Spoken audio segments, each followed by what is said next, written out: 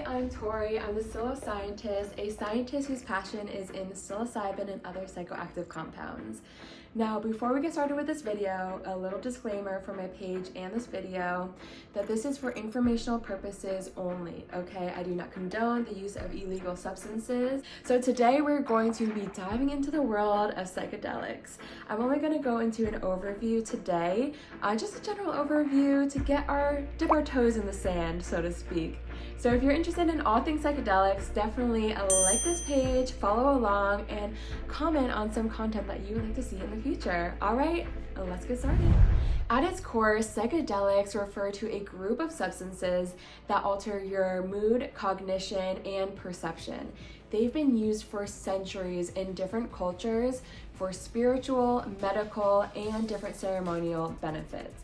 You've probably heard of a few of these compounds before, such as LSD, psilocybin, which is the active component in magic mushrooms, MDMA, DMT, and a lot of these compounds also have different nicknames, different street names, so to speak, such as Molly, Lucy, Ecstasy.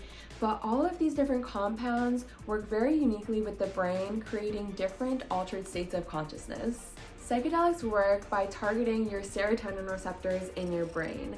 Now, when this happens, there is a change in your consciousness that is usually characterized by changes in your mood, cognition, perception, and there is sometimes even a feeling of unity and interconnectedness.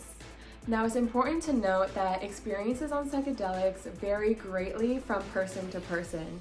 It really depends on the dosage, setting, your metabolism, how you're built as a person, and just your internal world in general makes a huge difference in how you're going to react with different psychedelics. In recent years, there's really been a resurgence, a renaissance, so to speak, on psychedelics and how they're actually helping to improve our mental health.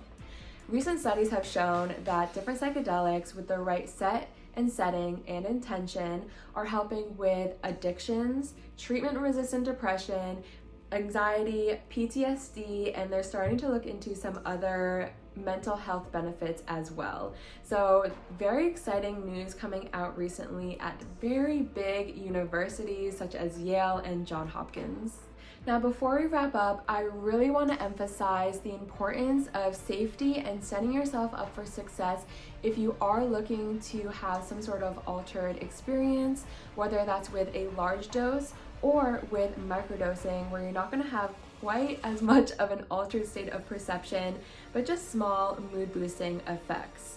It's going to be really important to make sure you do your research on the substance, do testing if possible, and especially if it's your first time, make sure you're seeking out guidance.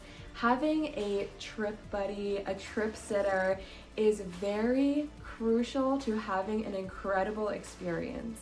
Alright, that is a brief introduction on psychedelics.